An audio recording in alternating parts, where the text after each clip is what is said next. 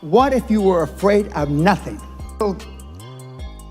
Bankruptcy, nothing. Man, beast, financial, bankruptcy, nothing. I've been run over by a charging buffalo. Got up, chased it down, killed it. I believe that with all my heart. You can't fucking kill me. Blocked out the fucking sun.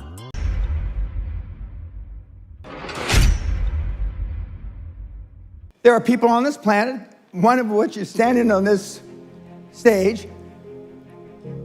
I'm not afraid of anything.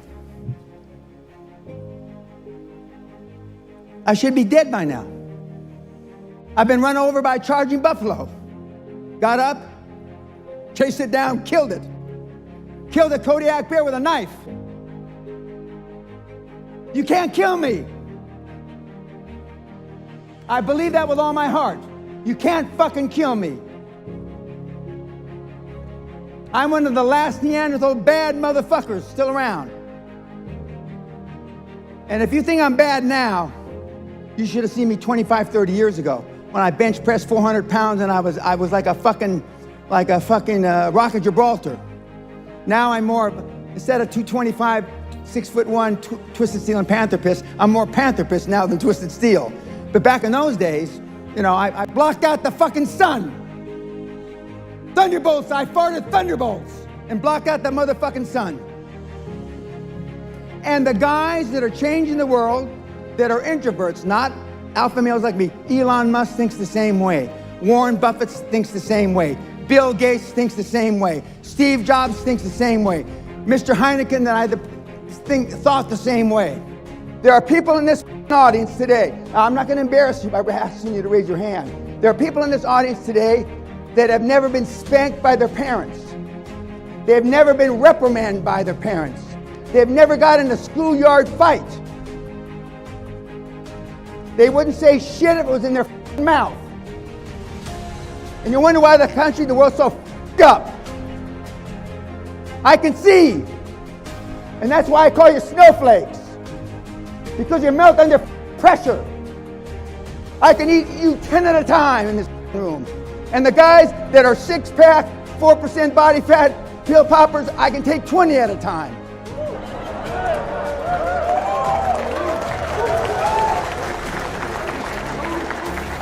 I'm 6'1", 225, Twisted Steel and mother Panther Piss.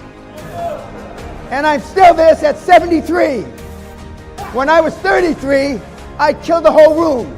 I'm not going to ask you, one of the homework assignments we have, it's online, is what are you afraid of?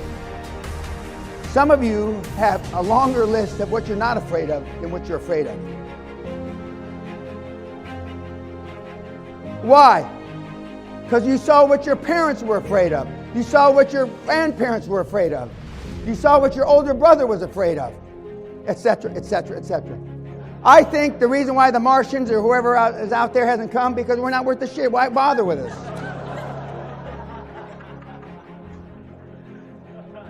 Now, this is a real slide from one of my mentees from Paris.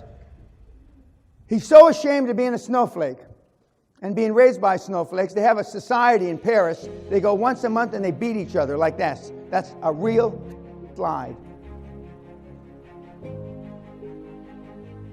Many in this room should have been beaten like this.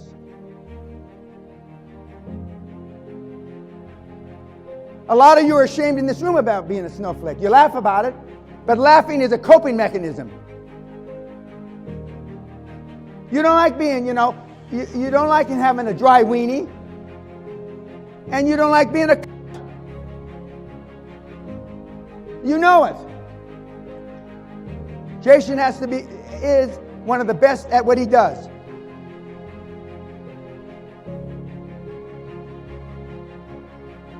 Now,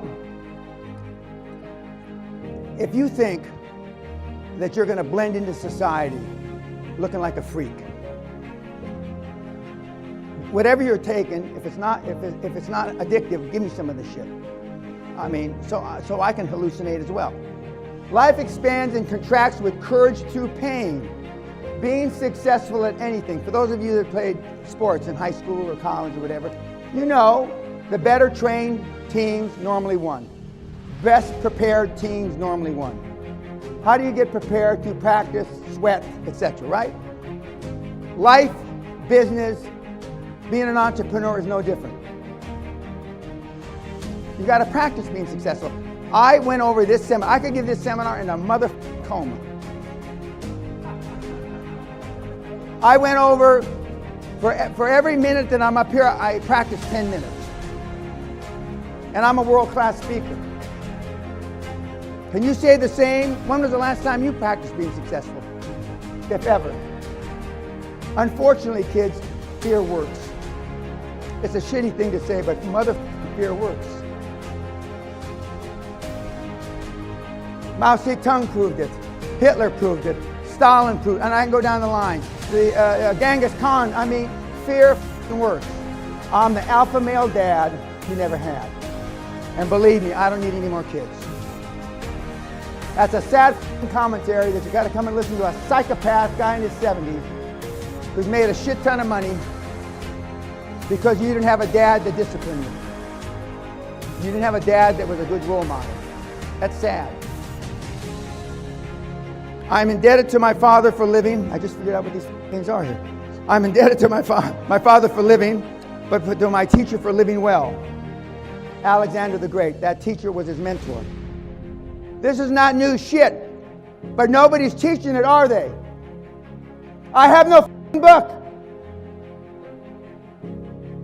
I have nothing. I don't want your money. I haven't had to work in 35 years. But I still have more fire and passion than probably anybody in the room. My father didn't have a father. His dad died a few months before he was born. So my dad served in 2 wars, Second World War and Korean War. And he raised me like the military. I.e., then I volunteered. I saw my dad volunteer twice, so I volunteered during Vietnam. You do not what your parents tell you to do. You do what you see them do. I worked still so many, I used to work 100, 120 hours a week. I saw my dad never take a day off in 28 years. Just think if your kids are patterning themselves after you. What a sorry bunch of shit that is. If one thing you take away from here, the one thing that you're most afraid of. Now, half of you are going to run out of money before you die.